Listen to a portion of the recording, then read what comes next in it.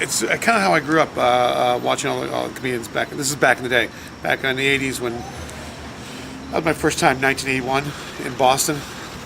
I've been around forever, and so it was one of those things I just thought I gotta try it, and I did it in Boston. I got to see some really great guys at open mic nights, and then I stopped for 10 years and got back into it, and then stopped in another 7 years, and when I got into Florida, got back into it. So.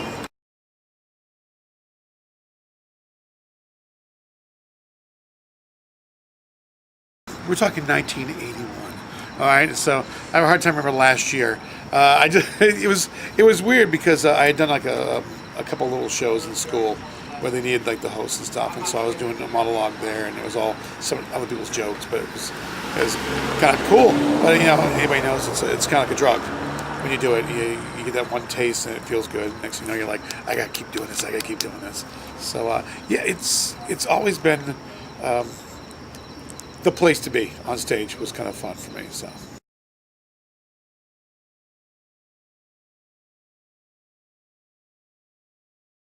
Absolutely. And what are your favorite comedy specials and record albums? Okay, ooh, that's a lot. There's, God, go back to blah, blah.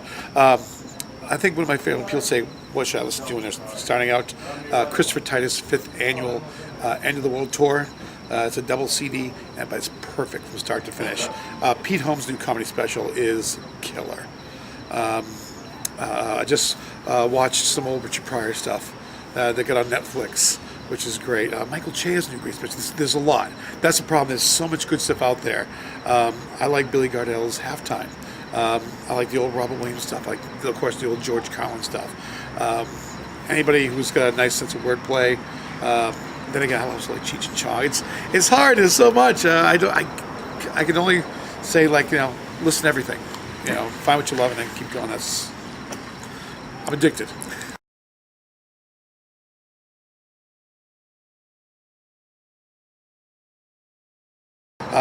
People hate Big Bang. I love Big Bang.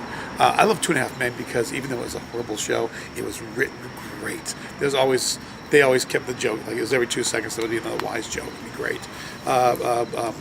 News Radio, Seinfeld, Frasier, Cheers. I watch a lot of TV. SNL. People say that SNL sucks now, but it's like if you watch all SNL when it's on, people always said it sucked every year, except for the first 5. And I think, oh, this sucks. But you look back, and if you look back, they go, oh, those are great. Yeah, they're all the same. People can look back in like 15 years of what's happening now and go, that was a great show in those days. Remember that group? Yeah, they're always great. It's tough to do a weekly show. Monty Python was great. Kids in the Hall. Key and Peele. This Chappelle's show.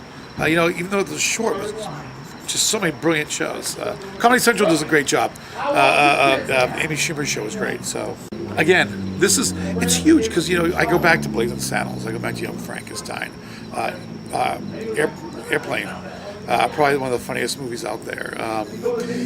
Recently, it's tough, man, because there's so much out there. But I always go to the classics. Like I love Tootsie. I love some Marx Brothers stuff. I love Abbott Costello stuff. So I like the old black and white stuff. I like the stuff from the Animal House, Blues Brothers. All those things are great movies. So.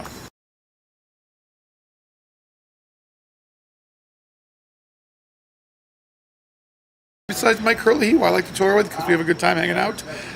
Like famous comedians.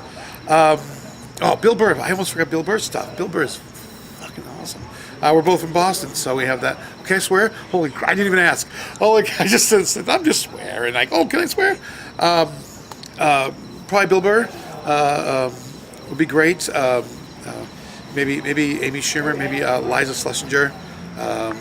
So many great comics out there. It's just hard to tell. Anybody would take me.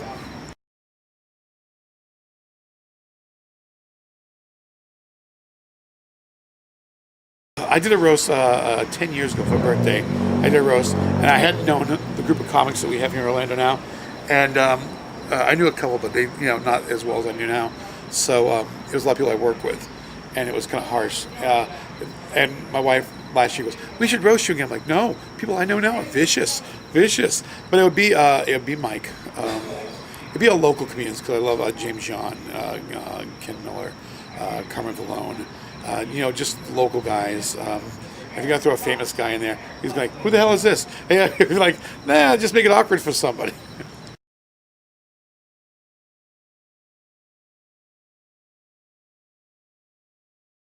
God, I hope it keeps going. It's if I don't kill myself with eating poorly, I kind of like to see it Yo, build. Chicago, do you know what really clusters my cum shot? That's a great background. I'm glad I paused for that. That was Eric Myers. I'd love to be working more rooms and doing bigger venues. I love a good big venue. So.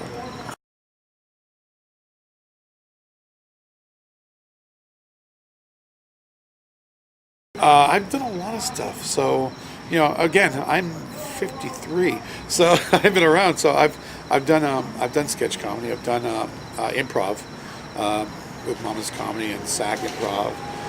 I've done some movie stuff. I love it all. Is anywhere it takes this weird career takes me, I'll go.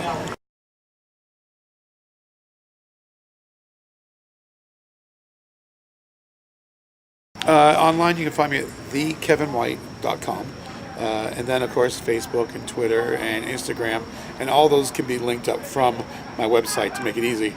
So this all being Kevin White is how you get to them. So.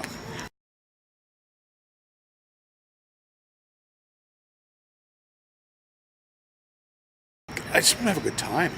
I don't want to sit there and go, oh, that guy changed my life. I'm not that kind of. I'm not that smart. I know that much. I'm not that funny to go. Here's a joke. It's gonna change your life. I'm like, here's a joke. Let's just laugh at the absurdity of it. As long as people walk away going, oh, that guy was funny. That makes me happy.